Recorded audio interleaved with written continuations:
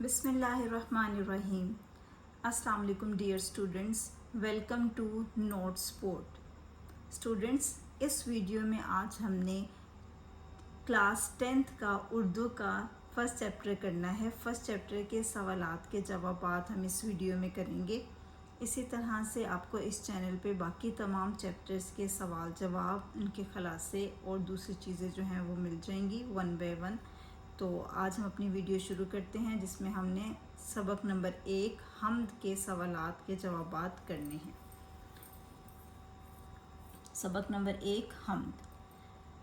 سوال نمبر 1، شاعر نے کس شعر میں استفہامیہ انداز اپنایا ہے؟ شعر کی نشاندہی کریں۔ شاعر نے استفہامیہ انداز شعر نمبر 1 میں اپنایا ہے۔ استفہامیہ انداز وہ انداز ہوتا ہے جس میں سوال پوچھا جائے۔ تو جو شاعر نے ہمیں بتایا ہے وہ یہ ہے: دوسرا کون ہے جہاں تو ہے، کون جانے تجھے کہاں تو ہے۔ تو یہ ایک انداز جو ہے وہ استفہامیہ انداز ہے، سوالیہ انداز ہے۔ سوال نمبر 2، لاکھ پردوں میں تو ہے بے پردہ کا مطلب واضح کریں۔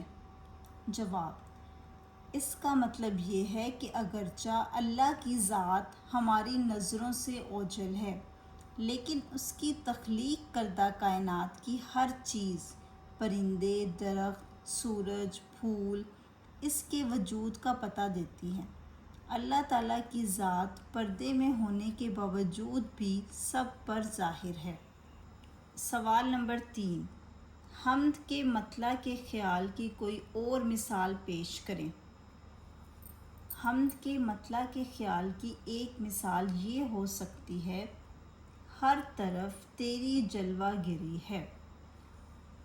کسی بھی نظم کے پہلے شعر کو ہم مطلع کہتے ہیں۔ سوال نمبر 4، شاعر نے چھٹے شعر میں کس طرح اللہ کی ذات و صفات کو باغ، چمن اور رنگ و بو سے جوڑا ہے؟ جواب: شاعر کے مطابق باغ میں جو خوشبو اور رنگ موجود ہے وہ اللہ ہی کی تخلیق کا مظہر ہے۔ اللہ تعالیٰ ہی اس کائنات کے باغ کا نظام چلانے والا ہے۔ سوال نمبر 5، شاعر کا حمد کہنے کا انداز کتنا مؤثر ہے؟ جواب: جیسے کہ آپ کو پتہ ہے کہ جو حمد کے شاعر ہیں ان کا نام امیر مینائی ہے، اس لیے میں نے یہاں پہ امیر مینائی لکھا ہے۔ امیر مینائی کا طرز اظہار بہت سادہ، دلکش اور مؤثر ہے۔ انہوں نے متضاد الفاظ اور خوبصورت تراکیب کے ذریعے اللہ کی موجودگی اور قدرت کو بہت دلکش انداز میں بیان کیا ہے۔